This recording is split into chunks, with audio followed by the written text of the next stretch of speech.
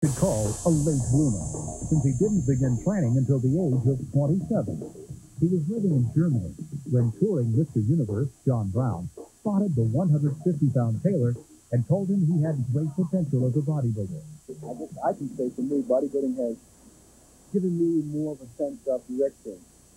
If you can excel in a sport, I was always active in high school, and after high school, it was lost because I had nothing else to do outside of major sports.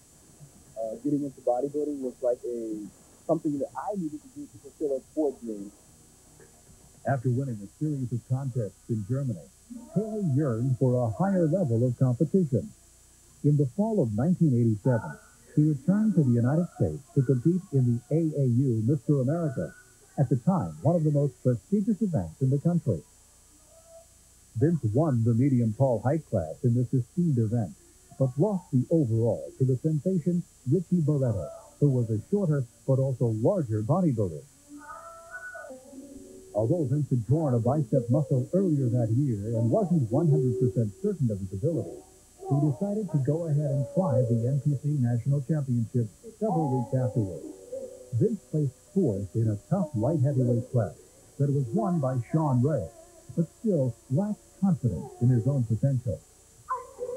Being on stage with some of the best athletes that I could imagine, all the bodybuilding magazines I looked through, I saw all the top names walking around me. And sometimes I wondered, what am I doing here? But it was like, when it came down to the finals, I was really surprised. I was among the top 15.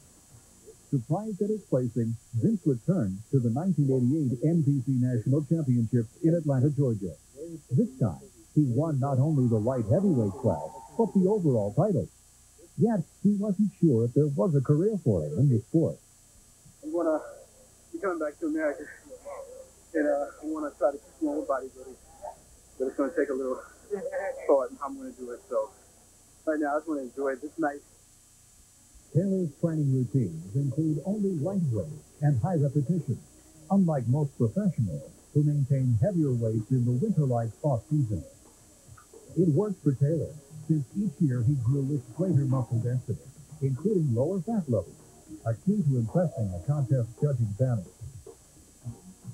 Taylor made a tremendous impression at the 1991 Mr. Olympia, not only by virtue of his third-place finish, but by his Terminator posing routine, which featured robotics, lip-syncing, and sound effects. I put together a pretty good posing for myself this time around at the Olympia. It was time for a change. I knew that the way I was posing was acceptable for 1989, 1990. But, you know, when they saw me, they were kind of like characteristically wise, knowing what I was going to do, very ballad movement, slow movement. And I thought if there was something else we could do, but we're kind of got our hands tied, and then we can't do all the expression and pose like the women do because then we consider it's not so masculine.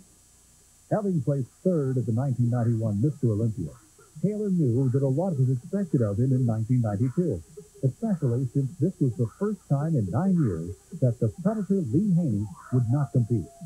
The field was open, and Taylor could return back to America as the new Mr. Olympia.